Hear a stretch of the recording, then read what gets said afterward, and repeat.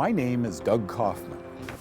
For the past 40 years, I've dedicated my life and even my career to finding the root cause of disease. Join me in a team of physicians, pharmacists, and scientists, and soon you too will know the cause.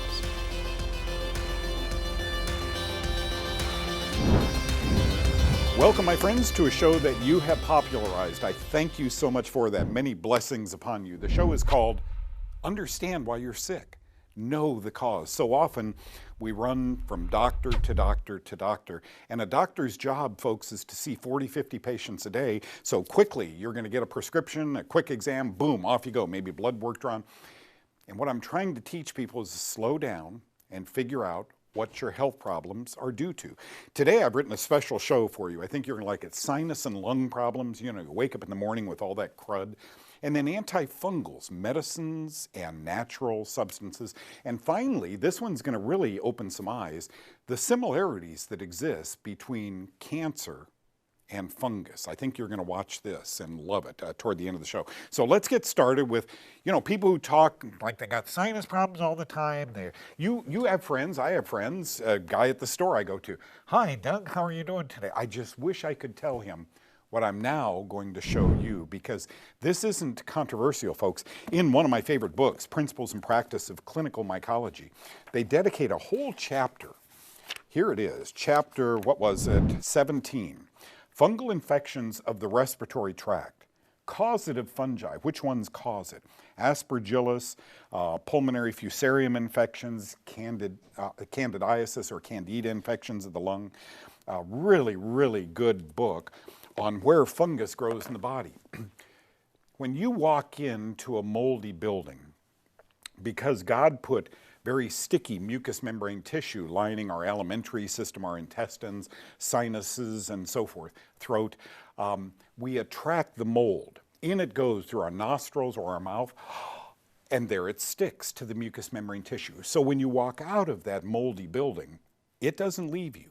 It's now living on your lungs. Of course, we have immune systems that actively fight, surveil, and fight all this mold or artifacts or bacteria that come in through the lungs.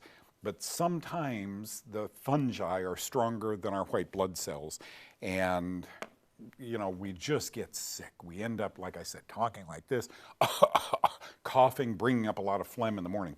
So I had a question that came to me on Facebook, and I want to share it with you because it's in keeping with what we're doing here. I recently watched your show on washing mold from your nostrils. We talked about neti pots. I tried to see if I could get rid of my allergy symptoms, running nose, and a persistent cough that I've had since the 1990s, 20-some years. I've tried everything and nothing gets rid of my cough. Do you think my lungs could be infected? Any suggestions? Asked Linda. I do each Tuesday, Wednesday, and Thursday, I do a 1-hour live Facebook, YouTube show where I can answer questions. And so we get thousands of questions come in on this. I can't possibly manage all of them, so I bring some of them to you here on God TV in hopes that you can help me and we can both learn from the answers. Okay.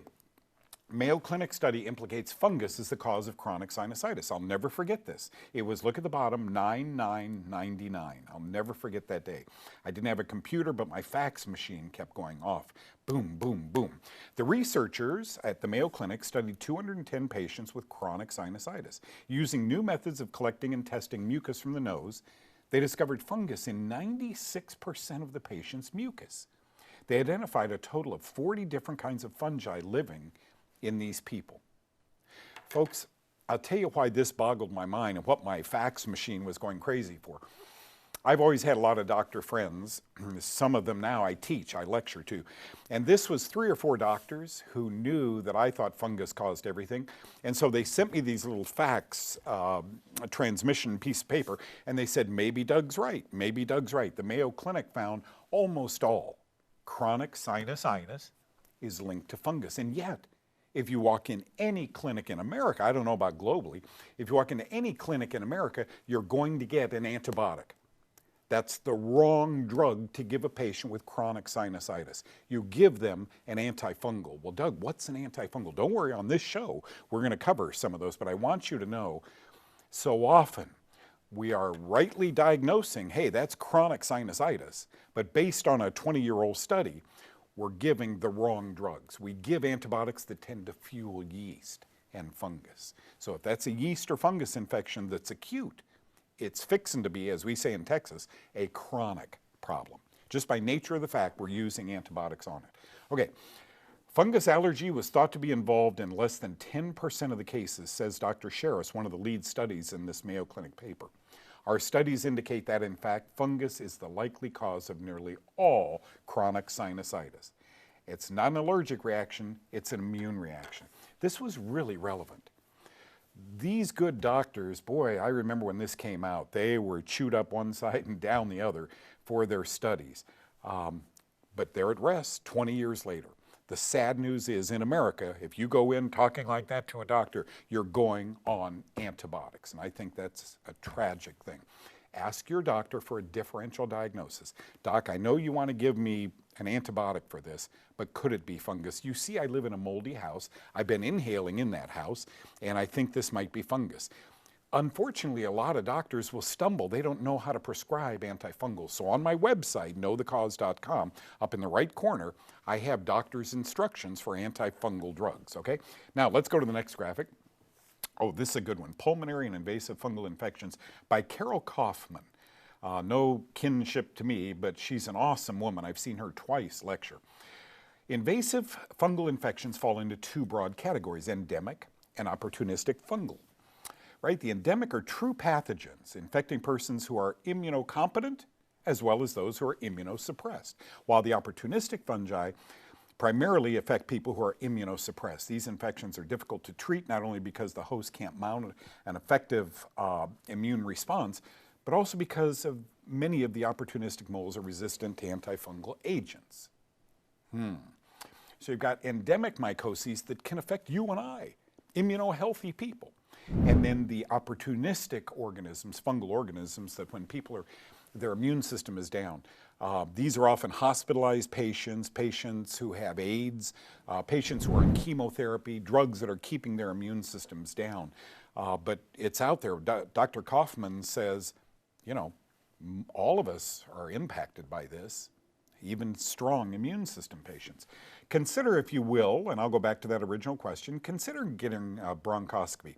It's a technique of visualizing the inside of the airways for diagnostic and therapeutic purposes. An instrument is inserted into the airways, usually through the nose or mouth, and then a doctor may find any number of germs that can be infecting your lungs. Recent data supports that many previously thought lung bacterial infections, just like the sinus, may be fungal infections.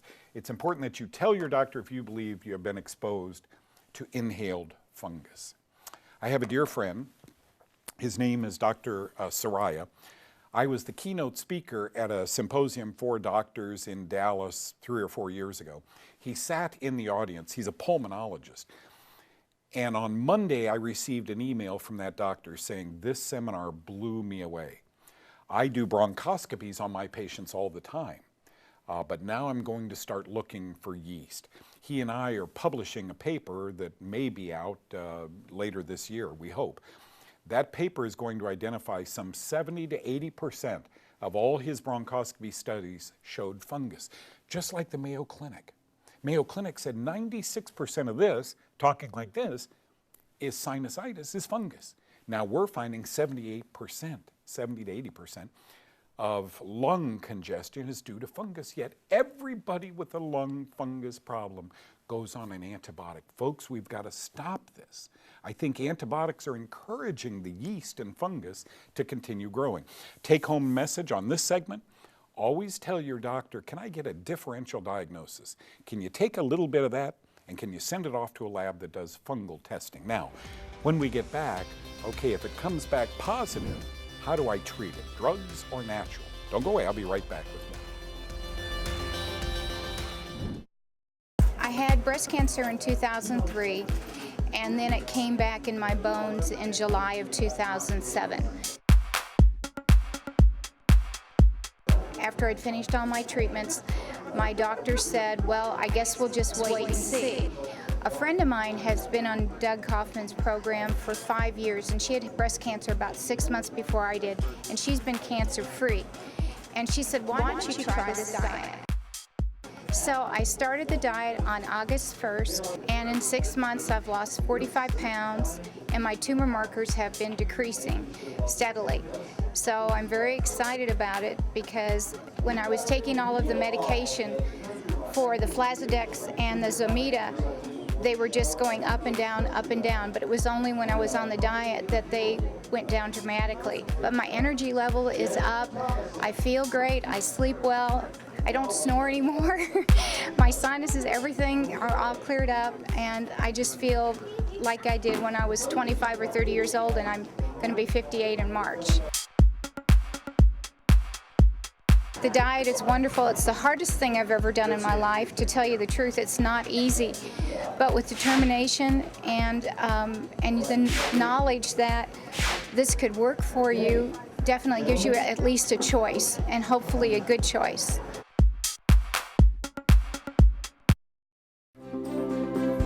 Thank you. Welcome back, and thank you for telling your friends about Know the Cause. God TV has been such a blessing to me, and I hope to be a blessing to so many people. Folks, in America is all I can tell you because I live here. People are running from doctor to doctor. The other day I showed you a clip from a doctor that I was a speaker at a medical symposium, and she said that she saw a patient with a skin problem who had seen 32 other doctors before she finally said fungus. Fungus is not taught in U.S. medical training. I know in tropical climates, physicians in training learn more about fungus than doctors here in the U.S., and I think that's sad that we aren't learning it. Along the same lines as just teaching you about sinus or lung infections is, okay, how do we treat fungal conditions? I know there are physicians watching this, and I hope they benefit from this segment. We had this question again on Facebook. Annie and Maga asked this: how do I get rid of this fungus? What kills fungus? And you should see how often I get that. And there's two approaches. I've taught you this from day one on God TV. Let's continue this education because with such a massive market, I know new people are joining us all the time, okay? So prescription antifungal drugs stop and or kill fungus.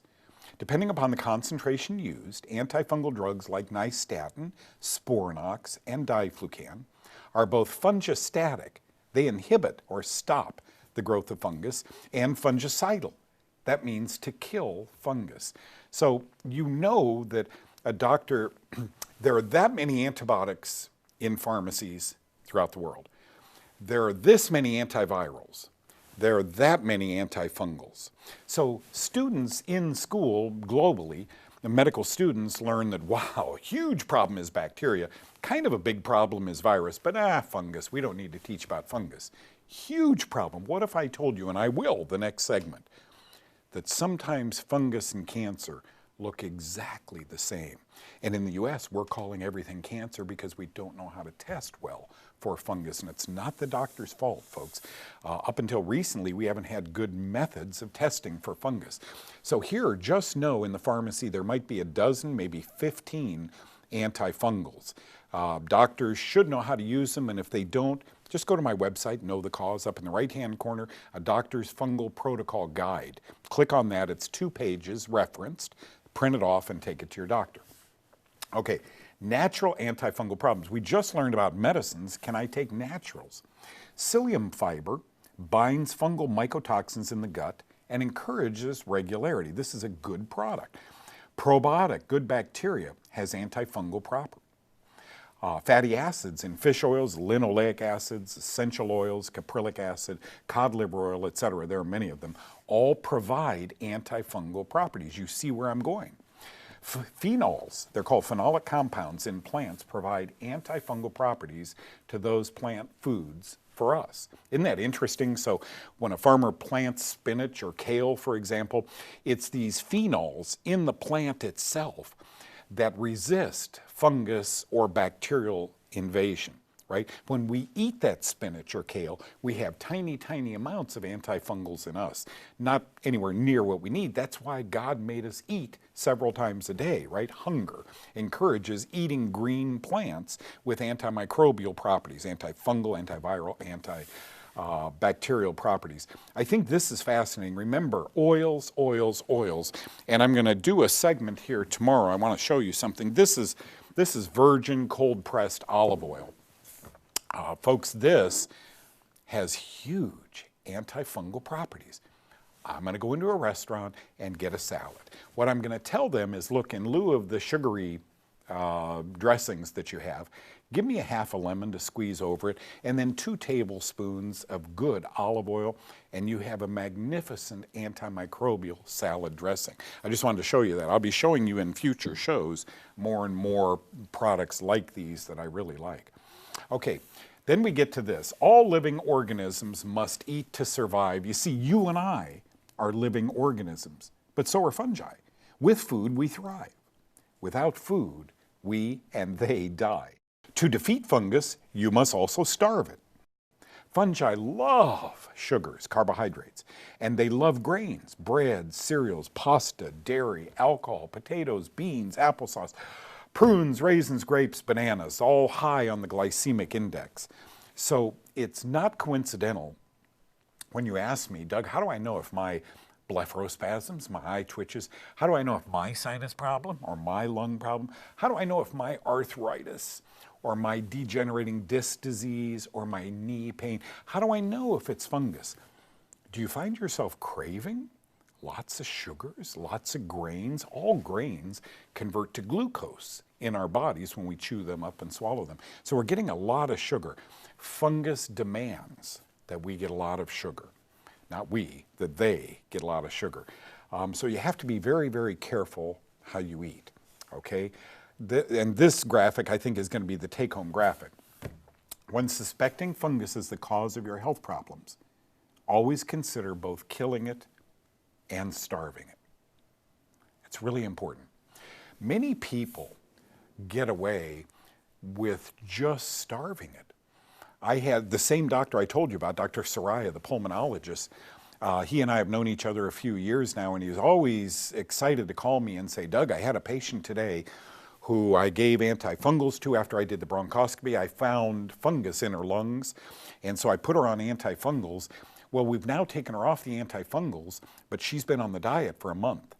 Do I need to give her more antifungals? Folks, it's a thumbprint. Every patient represents a thumbprint. How deep in your lung was the fungus growing? How deep in your sinuses, ethmoid, sphenoid sinuses, how deep was that fungus growing? Some people will need antifungal drugs along with the Kaufmann diet, right? Some people can get away with caprylic acid, olive oil, a few times a day, and the Kaufmann diet. The important take-home message that I taught Dr. Soraya and a bunch of other doctors is, the first thing you want to do is back off the drugs. There are side effects to antifungal drugs, so I've heard. I've never seen, in the many years that I taught doctors to prescribe antifungals, I've never seen one problem with them.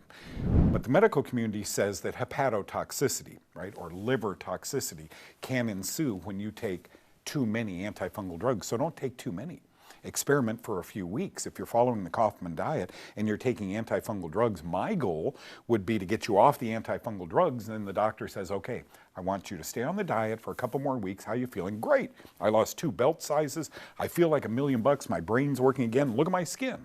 I mean, I came to see you for sinus problems, but look how good I look. Then, off the drugs, talk to the doctor about using a teaspoon of virgin cold-pressed olive oil. Talk to the doctor about using coconut oil, a good antifungal, while staying on the Kaufmann diet. We don't call it cheating. Any of the clinics I've ever worked at, we don't call it cheating when you have a piece of birthday cake or a soda pop or a glass of wine. We call that challenging. And I think challenging is a good idea from time to time. Now, if I had prostate cancer, I wouldn't challenge for probably 3 or 4 months. I'd be very strict on the diet and on the natural or prescriptive antifungals. When we get back, I hope you're sitting down, because I'm going to teach you some of the similarities. Doctors don't know this, but some of the similarities between a cancer tumor and a sac fungus called an ascomycete. I'll be right back with more.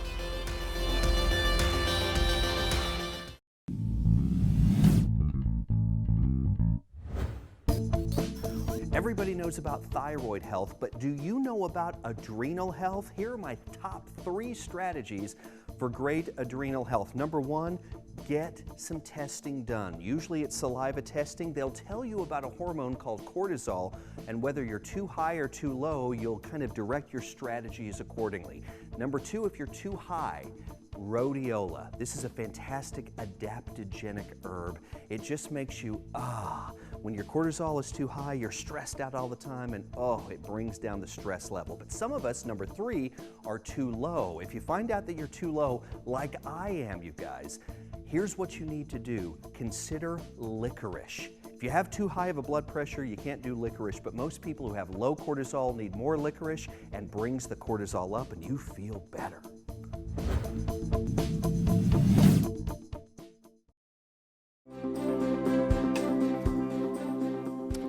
I just pulled a book that a dear friend sent me. When you're on television for as many years as I've been on in the US, 20 years, sometimes you get the most amazing emails or phone calls. This one came from a Dr. Arnon, Migdalia Arnon. She's a medical doctor, as a matter of fact. She's board-certified pathologist, anatomical pathology, clinical pathology, blood banking. She's a pathologist.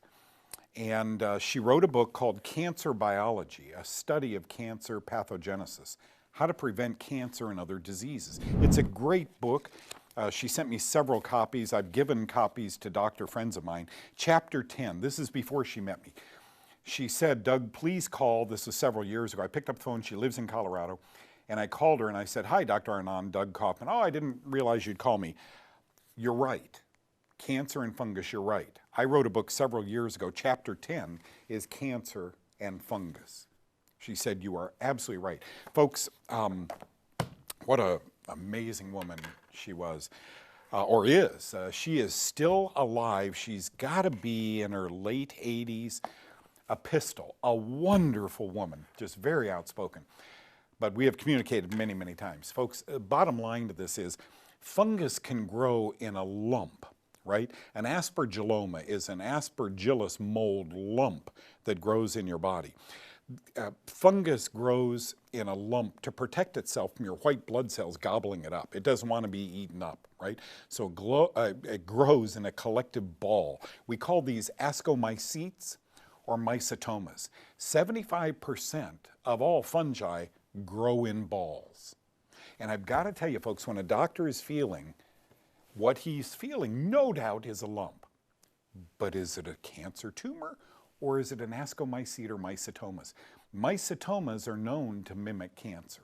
I mean, it's just amazing when you begin to study the scientific literature. So let's look now at some of the similarities between cancer and fungus. Why are fungal conditions sometimes diagnosed as cancer? And I've got to tell you, folks, I don't know how many. I've never fully understood what cancer was. Just when I started to get it, then along comes notes from doctors. Well, there's 100, 150 different kinds of cancer. Really? Are there 150 different kinds of mycotoxins, fungal poisons, that make that tissue look a little bit different than this kind of cancer, or this kind of cancer, or this kind of cancer? Here's what we know.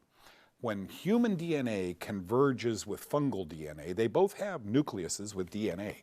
When that convergence happens, which Dr. Milton Smith published on before he died must be 20 years ago, when this occurs, you would have an entity that could bypass our surveillance, our immune system. It's got human bits in it.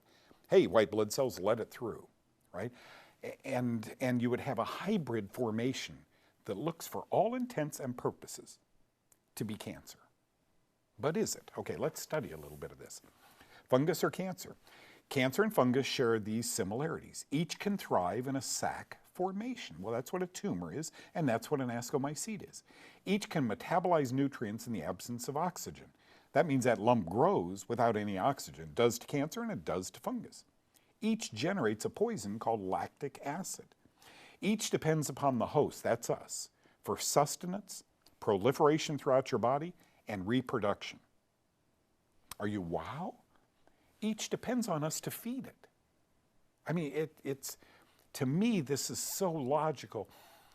And you know, the concept is so simple that when I have lectured to cancer doctors, I'm surprised one of them doesn't pop out of his or her chair and say, you're crazy. It can't be this simple. Cancer is a much more complex event than that. Really? I mean, cancer tumors have been around forever. They've talked about this 1,000, they've been around forever. They have found cancerous tissue in mummies. And folks, remember Leviticus. The Bible, the Old Testament talks about this. Mildew, fungus that could spread disease. And so it's not shocking that medicine really wouldn't pick up on biblical times in those studies, but put common sense back into medicine and you may have some problems, okay? Let's see what else. Cancer and fungus share these similarities. Each thrive in the presence of sugar and they die in the absence of sugar or carbohydrates. Both emit VOCs. Now get this, dogs that sniff out mold inside your home under your cabinets can also sniff out cancer in patients. And finally, both respond favorably to antifungal medicines. Isn't that amazing? We now know that several medications are being antifungal. Toenail fungus, I've taught you this before. A very popular toenail fungus drug 30 years ago is now a major cancer drug. Our Food and Drug Administration enabled this drug that was causing apoptosis, death of cancer cells, and it stops cancer from spreading.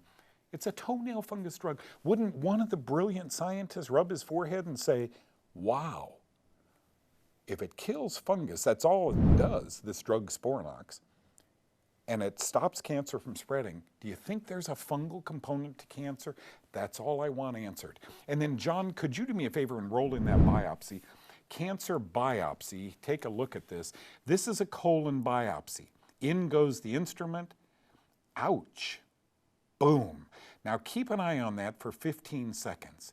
Fungus disseminates via the bloodstream. We have just poked a tiny hole in order to get a biopsy in someone's colon. Look at the blood. Here it comes. That blood is now going to disseminate through the colon, through the person's body. Although medical science says no, biopsies don't cause metastasis of cancer, I've just got to wonder, okay? Cancer biopsy, ask your doctor if your biopsy tissue can be split in two and have one piece sent to a mycology lab for a differential diagnosis. Although it may take a few weeks to get the results, mycology labs test for fungus. If positive, they will report on the type of fungus that is in the tissue. If yes, folks, this is actually a pretty good thing. If yes, you mean that was a lump with fungus in it? Doctor, can I have some antifungals now known to inhibit cancer or to stop it from spreading?